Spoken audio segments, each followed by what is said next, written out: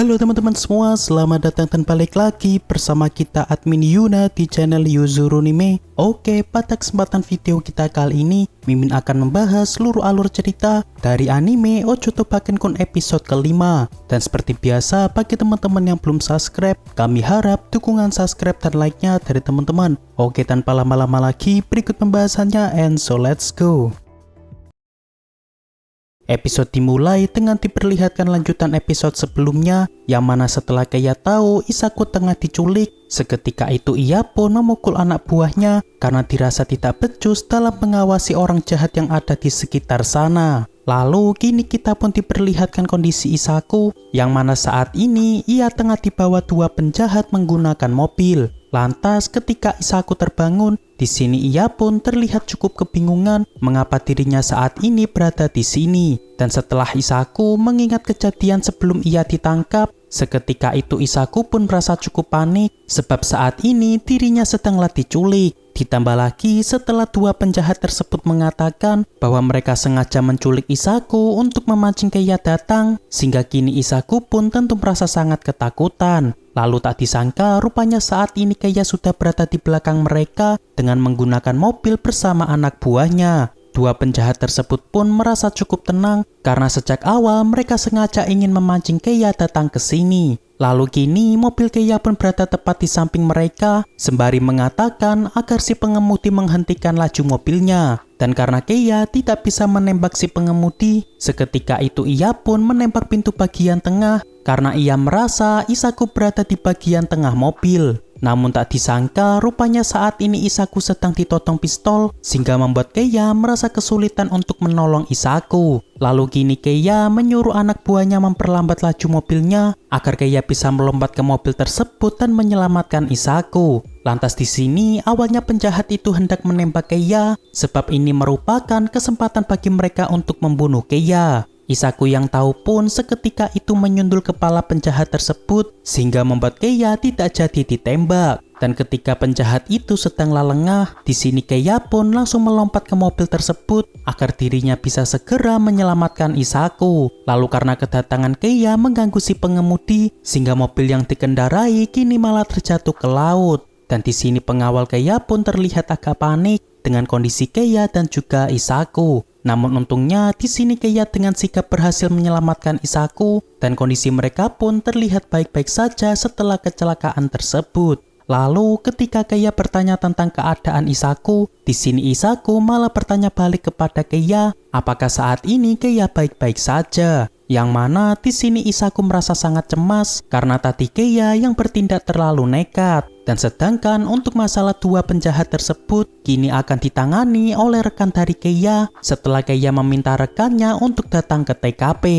Lalu setelah itu kini Keiya pun datang memeluk Isaku di saat Isaku yang sedang sendirian di pantai. Yang mana di sini Keiya merasa terheran-heran dengan Isaku yang malah lebih mencemaskan Keiya daripada kondisi Isaku sendiri. Lantas di sini Isaku pun mengatakan bahwa tadinya ia juga merasa agak takut karena dirinya yang sedang diculik oleh orang jahat. Namun setelah Keiya datang ke sana, seketika itu ia pun sudah tidak takut lagi karena Keiya pasti bisa menyelamatkan dirinya. Dan meski begitu, karena kenekatan dari Keiya tadi, saat itu malah membuat Isaku merasa takut jika sampai dirinya malah ditinggal oleh Keiya. Keiya yang mendengarnya pun mencoba menenangkan Isaku bahwa Isaku tidak perlu mencemaskan dirinya karena ia tidak akan pergi kemana-mana. Dan untuk menenangkan diri, di sini Isaku meminta Keiya berjanji agar jangan lagi melakukan hal berbahaya yang bisa membuatnya bersedih. Meskipun sebenarnya Isaku pun juga sudah tahu bahwa Keiya pasti kesulitan untuk menepati janjinya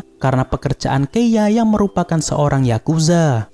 Malam pun tiba. Ketika Keiya dan Isaku kembali ke penginapan, di sini mereka pun dimarahi oleh guru pengawas sebab mereka yang malah menghilang ketika berada di pantai. Lantas karena Keiya beralasan bahwa mereka tadi tengah keasikan berenang di pantai, sehingga kini mereka dihukum untuk membuat surat penyesalan dan mereka juga dilarang ikut dalam pertunjukan kembang api dan juga api unggun. Beberapa hari pun berlalu. Saat ini sekolah Isaku sedanglah libur karena bertepatan pada liburan musim panas. Lalu ketika Isaku sedang melihat Keiya, saat ini tiba-tiba Isaku malah mencoba menarik Keiya, seolah Isaku sedang ingin membanting Keiya. Seketika itu awalnya Keiya pun merasa, apa mungkin saat ini Isaku sedang merasa marah terhadap dirinya.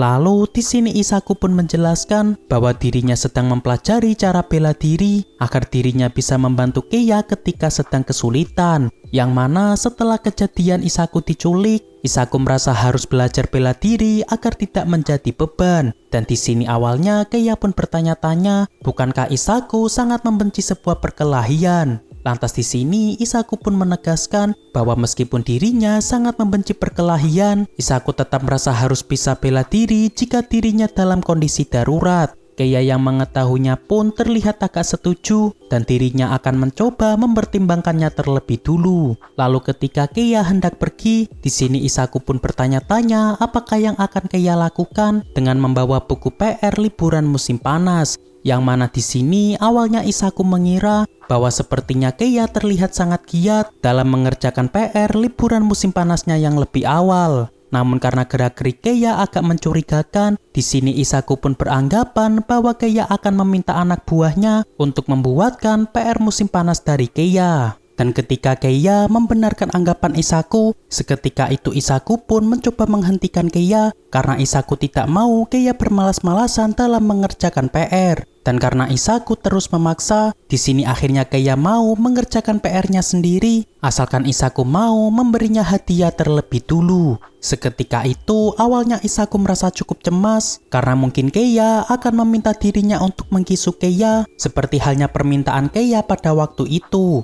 Namun karena tidak ada cara lain agar Keiya mau mengerjakan PR-nya, sehingga di sini Isaku mau menuruti permintaan Keiya, asalkan permintaan Keiya tidaklah aneh-aneh. Seketika itu, Keiya pun merasa cukup senang karena permintaannya akan dikabulkan Isaku. Lalu selang beberapa saat, ketika Keiya telah selesai membersihkan halaman, kini Keiya pun pergi menuju ke kamar Isaku karena Keiya ingin menagih hadiahnya dari Isaku. Lalu setelah Isaku membukakan pintu kamarnya, rupanya permintaan Keiya agar Isaku mengenakan pakaian renang yang ketika tur tidak Isaku tunjukkan karena Isaku yang mengenakan jaket. Seketika itu, Keiya yang melihatnya pun merasa sangat terpukau dengan penampilan yang sangat imut dari Isaku. Isaku yang mendengarnya pun spontan merasa bimbang kepada Keiya, yang mana ketika tur, Keiya memintanya untuk jangan memperlihatkan pakaian renangnya, seolah Keiya bersikap seperti orang tua bagi Isaku. Namun setelah mendengar pujian dari Keiya tadi, di sini Isaku malah beranggapan bahwa sebenarnya Keiya sedang caper terhadap dirinya. Lantas setelah itu Keiya mencoba mengajak Isaku pergi menuju ke halaman untuk melihat sesuatu.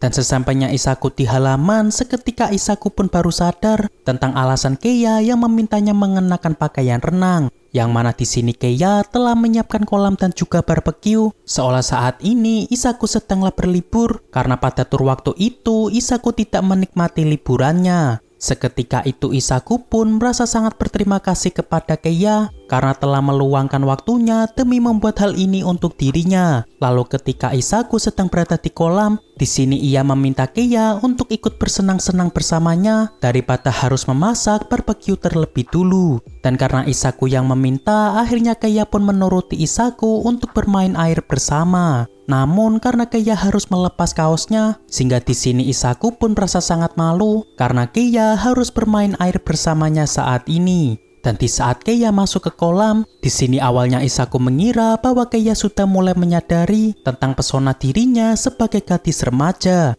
Namun karena di sini Keiya mengatakan bahwa seolah ia tetap menganggap Isaku sebagai gadis kecil, sehingga membuat Isaku pun merasa agak ngambek kepada Keiya. Oke, untuk pembahasan anime Ojuto Bakenkun episode kelima cukup sampai di sini. Terima kasih buat teman-teman yang telah menonton video kita sampai selesai. Dan kami harap bantuan subscribe dan like-nya dari teman-teman. Mohon maaf kalau ada kesalahan, kami admin Yuna pamit undur diri, see you in the next video.